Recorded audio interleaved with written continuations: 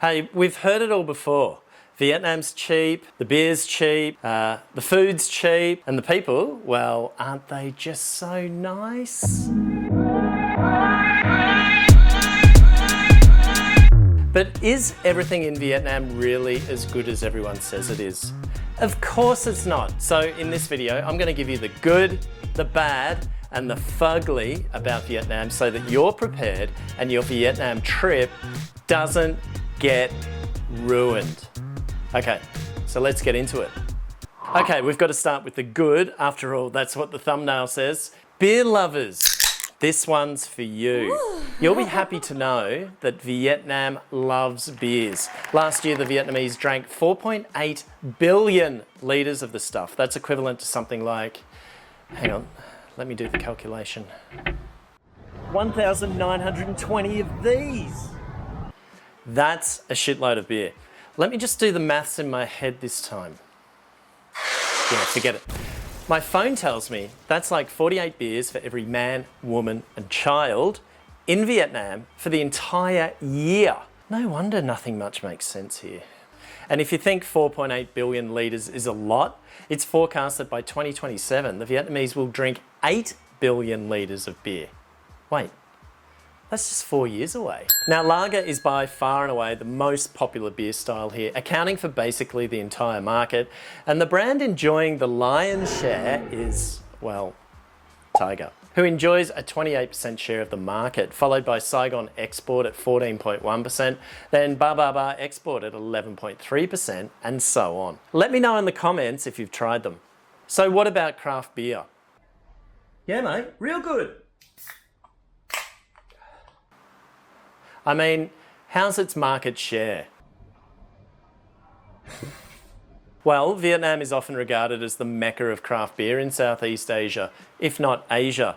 However, if this glass of beer were to represent Vietnam's beer consumption in 2022, this represents Vietnam's approximate consumption of craft beer in the same year, which is only about 0.2%. Yep, no need to increase the volume, you heard me right. Just 0.2% of the market, but it is increasing, well, slightly. It's up from 0.1% in 2021. But things aren't all flat for craft beer brands in Vietnam because almost 10 million litres a year get drunk here, and considering it's a premium drink, on average selling for around $5 a glass, often more, that still makes it a $50 million a year industry, give or take.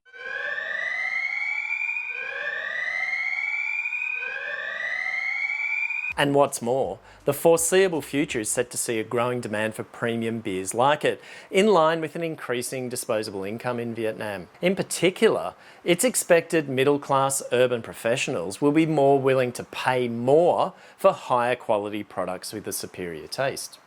And this is how craft beer brands hope to cash in. In fact, just a couple of weeks ago, Asia's largest and most respected craft brewing conference, Brew Asia, was held right here in Ho Chi Minh City and proves that craft beer isn't a fad that's going away anytime soon. Brands from no less than 12 countries in the region attended the two-day conference, with more than 30 awards handed out to the best beers in their categories as part of the conference's Asia Beer Championship.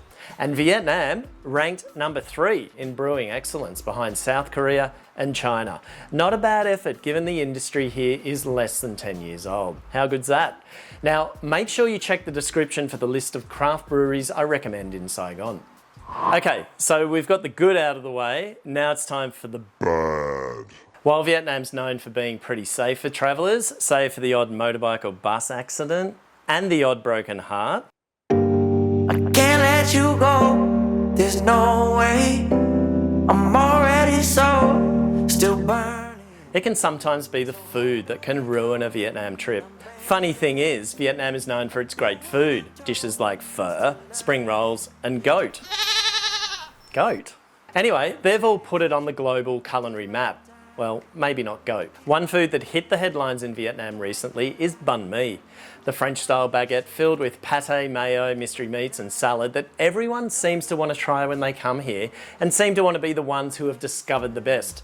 But not just any old banh mi caused the stir, or should I say bellyache, a little while back. Actually, a rather large bellyache for no less than 141 people, 33 of which were foreign tourists. And the offending banh mi's weren't just from any old random banh mi joint either.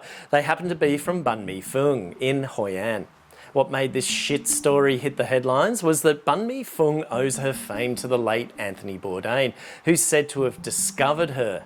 Well, that's another story for another time. Anyway, he did put her on the map and she's cashed in ever since. In fact, to the tune of, according to this report, 1 billion Vietnam dong per month, a lazy 40 grand US or so. What was ultimately discovered by food inspectors was that samples from Banh Mi Phung contained bacteria like salmonella that can and does clearly lead to serious food poisoning. Oh, sorry. Nasty bacteria like salmonella was found in samples of mystery meats, the sarsu pork, the siu mai and vegetables. The health inspectors that shut down the popular shop, which had reportedly sold over 1,900 banh mi on the day reports of food poisoning began to flow in, said that the preparation area did not meet hygiene requirements and that cooked and uncooked ingredients had been stored together. So what now for Banh Mi Phung that's been in operation for 34 years? Well, as of this video, the shop remains closed while Phung's reputation online has been soiled. Sorry, couldn't help myself. So how does this affect you? Well, in cases like this, there's really nothing you can do. You're really putting your trust and your health in the hands of strangers who may or may not be taking food hygiene seriously. But there are things you can do to help mitigate the risk of picking up the dreaded Saigon squirts. Like just about everyone, the Vietnamese are creatures of habit, and this is particularly so when it comes to meal times. They like to eat around the same time of day every day of the week. Typically, breakfast starts from sunup, even earlier, but tends to end around 9 a.m, or, as is most common, until the food runs out. Don't expect to find much fresh breakfast stuff around mid-morning. Same goes for lunch. Usually you'll have a window between 11:30 to 1 p.m. After that, your freshest options will have probably run out. So the moral of the story is, eat when the locals are eating, eat at the places they're eating at, and stick to what look like popular places and eat where there's flame or things that are constantly on the boil. Then you should be all right. But just in case things start to suddenly feel a bit loose, the pharmacies here sell just about everything over the counter. Okay, now let's see. The steps when planning your trip go something like this. Choose a destination, see if there are any flights, look for accommodation. Now, destinations like Ho Chi Minh City have tons of options to choose from dingy, rat-infested dorms in the backpacker area to opulent, some might say gaudy, 5-star hotels like the Brewery. There's even a space-age looking capsule hotel if you want to escape this world. Or love hotels if you get lucky. But that's the thing about life in this city, it's one of extremes and generally not a lot in between. Let's look at accommodation, for example. A story in the local news recently featured a new rising trend in Ho Chi Minh City: sleep boxes. And yeah, they look exactly that, a box that you sleep in. These sleep boxes are around 2 meters by 2 meters and have come about to meet the demand of students, workers, and low-income earners looking for cheap, long-term accommodation. Now, house owners have been dividing rooms in their homes and converting them into, well, what some might say, cages, and charging somewhere between $70 to $80 a month. Now, one particular room in a place measuring 20 square meters was found to have 16 sleep boxes for rent. The 1.8 million dong monthly rent, around 73 bucks, includes electricity and water fees. In some cases, floors include a communal bathroom, washing machine, stove, and fridges. But perhaps the most shocking of properties recently discovered was a 516 square metre 5-storey house in Binh district near the city centre in Ho Chi Minh City that had been divided into 125 rooms. Fortunately, authorities were onto the massive fire risk with no emergency escapes nor fire alarms and a lack of other fire safety systems and shut it down. What's more, typically motorbikes are parked beneath buildings in Ho Chi Minh City, which in itself poses a serious risk should a fire break out, and these places are no different. The frightening thing is, no one knows exactly how many of these sleep boxes exist, making it hard for the authorities to crack down on them. This comes as an electrical fault on a motorbike parked beneath a small apartment block in Hanoi caught fire last September, leading to the death of 56 people who were unable to escape the blaze. It was found afterwards that the building had been approved as a 6-storey house, but had subsequently been converted into a 10-storey mini apartment building with 45 apartments. So what does this have to do with you and your trip? A lot, actually. Many travellers come to Vietnam and choose to stay in budget accommodation. Often this kind of accommodation is in densely populated neighbourhoods and alleyways, like Pham Lu Lao, where building maintenance and fire prevention is poor. It's also common for travellers to stay in Airbnb properties that are often in French colonial era apartment blocks with little or no fire evacuation procedures and totally random businesses operating out of them, creating a potentially deadly mix for residents living among them.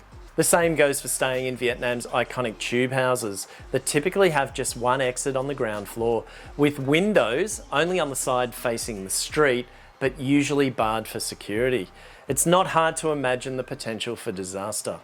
In addition, it's long been said that emergency services like the fire department aren't equipped to handle fires in high-rise apartments. A case in point was the devastating fire that engulfed the Carina Plaza apartment complex in District 8, home to 700 families back in 2018, where at least 13 people were killed, and it took the fire department more than 2 hours to bring the blaze under control that allegedly started where?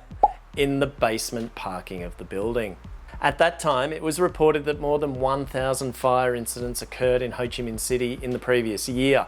Fast forward 5 years, and it's been reported this year that in the past 12 months alone, across Vietnam, there have been 1,900 fire incidents, leaving 142 people dead. So that's enough evidence right there to make sure you take fire safety seriously when booking your accommodation in Ho Chi Minh City. Do your best to find out exactly where your accommodation is situated. Is it in a densely populated alleyway? Is it in an old colonial era building? Is it in a high-rise building with little access for emergency services? What are your options if you need to flee? Look, sorry to spoil your excitement, but who knows what might happen in the event of a fire in your accommodation in Vietnam. At least do some research before you commit to staying at a property. It might just save your life. Well, that's it for this video. I hope it goes some way to ensuring your holiday to Vietnam isn't ruined. Let me know in the comments your thoughts, opinions and observations, and I'll do my best to reply. Until then, take care and stay safe, and I'll see you in the next one.